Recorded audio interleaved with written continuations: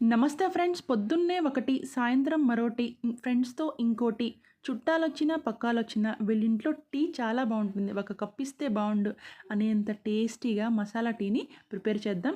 ముందుగా స్టవ్ మీద గిన్నె పెట్టేసుకొని 2 గ్లాసుల వాటర్‌ని పోసుకోండి. ఈ వాటర్‌ని బాగా మరగనివ్వండి. ఇక్కడ నేను అల్లాన్ని 2 ఇంచులు తీసుకున్నాను. కొంచెం మిరియాలు తీసుకోండి 8 వరకు. చెక్క, 2 లవంగాలు, 2 ఇలాచీలు తీసుకోండి. వీటన్నిటిని మెత్తగా దంచుకోవాలి. ఇది మసాలా టీ కాబట్టి నేను ఇలా తీసుకున్నాను. మరుగుతున్న అన్నిట్లో మనం దంచుకున్న మసాలాన్ని వేసేయండి.